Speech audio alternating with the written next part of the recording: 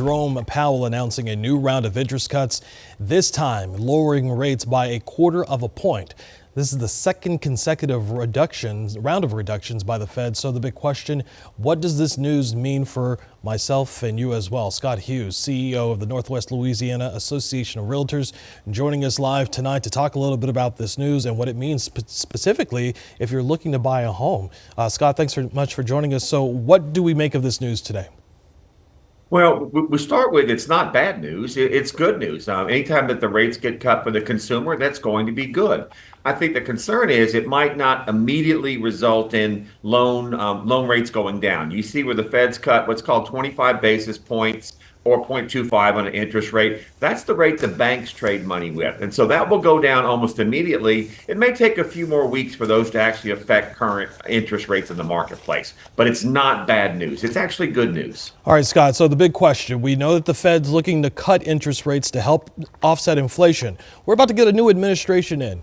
The president has said he wants to, has pledged to cut taxes, impose those tariffs, and do other things as well as part of his economic agenda.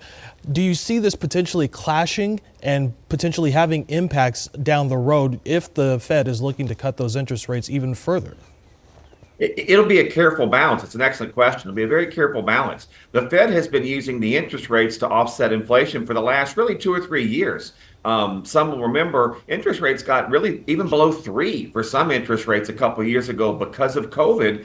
And then we had the inflation. And so the Feds have been rising interest rates to help slow the economy, to help get inflation under control. Inflation is largely under control now. The numbers they like to look at are GDP, inflation, and jobs. It's the jobs, the employment that really has the Fed still a little shook. But most of us in the real estate world expected what we call 75 basis points, 0.75 over the last 2 cuts. We got to 50 last time, to 25 this time. We're right where we thought we would be. And I think Jerome Powell made it very clear they are not going to try to guess the markets. They're not going to try to guess what the next president will do. They'll wait and see what he proposes, what happens, the impact to GDP, inflation, and the jobs report, and they'll act accordingly. All right, Scott, quickly, if I'm looking to buy a house real quick, what does this news mean for me? Should I hold out? Should I wait? Should I buy now? Well, I think if you're looking to buy a house, I think you should go ahead and buy a house. The reason why is interest rates are not going to go anywhere big in the next year or two. They're generally going to start to keep coming down. They're in the 6.5 to 7 range. We think they're going to slip down, but they're going to stay in the 6s probably for at least through 25.